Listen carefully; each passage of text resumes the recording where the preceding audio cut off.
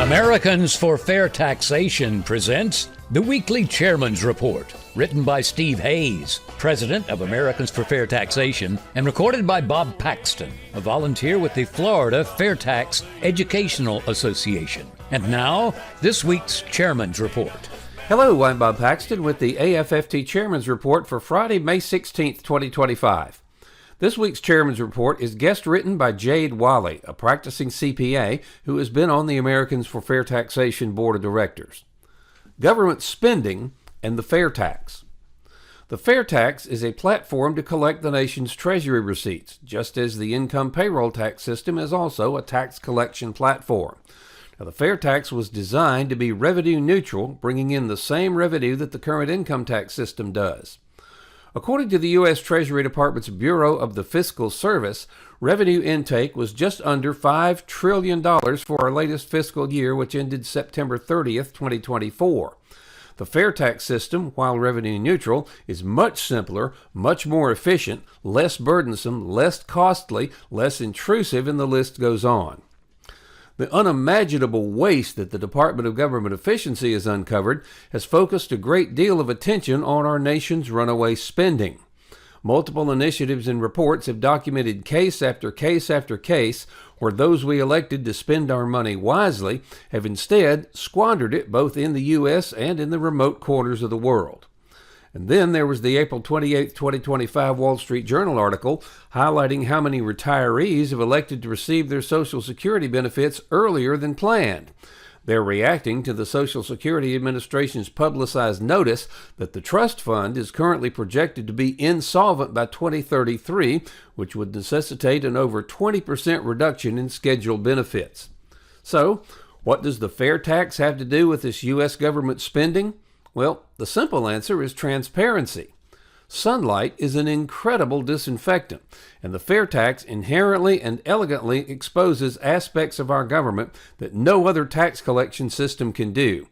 Our Treasury basically brings in revenue or borrowings and then spends on various expenditures. Funds are constantly coming in and then going out. Now, currently, the income tax includes a whole host of exemptions, exclusions, adjustments, deductions, credits, and other loopholes that effectively result in less tax revenue in favor of some purported socially desirable behavior. These include tax credits for buying an electric vehicle, home mortgage interest deduction, tax advantage retirement savings, and so on. This is effectively government spending, but it doesn't show up in our fiscal budget as an expenditure line item since it's shrouded under the guise of reduced Treasury inflows. Now, under the FAIRtax, these phantom expenditures would simply vanish. The U.S. would collect the FAIRtax on the retail purchase of new goods and services. A portion would then be remitted back to every U.S. citizen in the form of the prebate. That's a refund of taxes paid on life's basic necessities. It's not an entitlement expenditure. In other words, it's not a nebulous spending program in the form of a deduction, exclusion, or exemption. Now, beyond the prebate, the FAIRtax has no other provisions that reduce inflow other than a few common sense nuances, such as no taxation on investments or donations to charity not having to pay the FAIRtax. Our government spending would be in its own swim lane, separate from the FAIRtax collection system, meaning no more blurred lines. If politicians want to spend more on pet projects or the socially desirable trend of the day, they'll have to convince the American people of the efficacy and the benefits. There'd be only two ways to fund runaway spending under the FAIRtax. One, raise the FAIRtax rate on every American's, or two, continue borrowing by issuing more T-bills and T-notes as long as there remain willing buyers. The FAIRtax inherently promotes socially desirable behavior, but it doesn't beat our citizens over the head like the income tax does. For example, the FAIRtax elegantly encourages recycling since only new goods and services are taxed. The FAIRtax encourages more legal immigration since people residing in the U.S. illegally are not eligible for the prebate. The FAIRtax also encourages greater U.S. employment since the employer matching FICA 7.65% payroll tax is no more.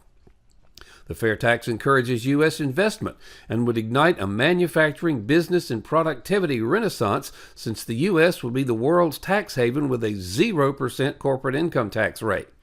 These are only a few of the many gentle encouragements the FAIRtax brings to the U.S. Now, I'm not for a minute suggesting that under the fair tax, our politicians on both sides of the aisle will immediately seek help in an I spend too much rehabilitation facility. However, the transparency and sunlight on our simplified tax collection system and our government's separate and standalone spending programs will be a breath of fresh air and drastically reduce the ambiguity around our runaway spending. Who knows, with enough sunlight, we the people might even finally demand a significant curtailment of our government spending and help this experiment in freedom that we call America survive just a little bit longer. In conclusion, Jade has done an excellent job of demonstrating that the fair tax will dramatically change how we can make government spending more clear and accountable. Many of you have labored tirelessly for freedom from the federal income tax and the IRS. You deserve a great deal of credit for your efforts to educate the American people on the need to fund the American government in a way that's good for America and returns freedom to the American people. It's imperative, though, that we don't replace the current income tax and the IRS with an alternative system that can still be manipulated by the ruling elite. We must let Congress and the President know that the best way to replace the income tax and the IRS is with the fair tax. Now, make no mistake about it, the fair tax is a grave threat to the ruling elites. It will strip them of their power and their ability to control us through the tax system. Their opposition to the fair tax will be fierce and unrelenting. And don't think for an instant they won't use half-truths, deception, and downright lies in their desperate attempt to hang on to their power. However, with the support of this president, we can finally eliminate the income tax and the IRS. Of course, the best course of action is not only to repeal the income tax and abolish the IRS, but to repeal the 16th Amendment as well, so no future administration can ever shackle the American people with an income tax again. We must come together and ensure that real tax reform, the fair tax, is not subverted by the elites in D.C. This will take the diligent efforts from all of us. We need your financial assistance, and we need your grassroots assistance. Now, if you have contacts that will allow us to get more information about the fair tax to President Trump, please let us know. Also, please email us at info@fairtax.org, and we'll give you some options on how you can best help us. At a minimum, please call your congressional representative and ask if he or she supports the fair tax. If so, thank him or her for their support and suggest they become a co-sponsor of H.R. 25 if they're not one already. If not, ask why not. If your representative claims to be unfamiliar with the fair tax, offer to have someone come to their office and explain it to them. The solution: pass the fair tax. Now, why would D.C. pass the fair tax and give up an almost unlimited source of donations? Well, they won't, at least not voluntarily. The only way they will is if the rest of us demand it. Isn't it time to end this ludicrous tax collection system and the IRS along with it? Help bring about real tax reform and stop future IRS abuses. By contributing, or actually investing, $10.40 a month, you help provide a financial base to Americans for fair taxation. Now, if you can make larger contributions/investments, these will be used not for salaries, as we're all volunteers, but for the needed updates to our economic studies, which will be vital for all future years. Please go to fairtax.org to invest in AFFT and help us pass the fair tax. It's an investment in your and your family's future.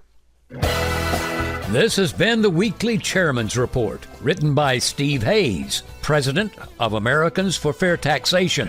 Check back every week for news and information about the fair tax, and learn why the fair tax should replace our antiquated federal income tax system. If you'd like to receive a copy of the Chairman's Report in your inbox every week, sign up at fairtax.org.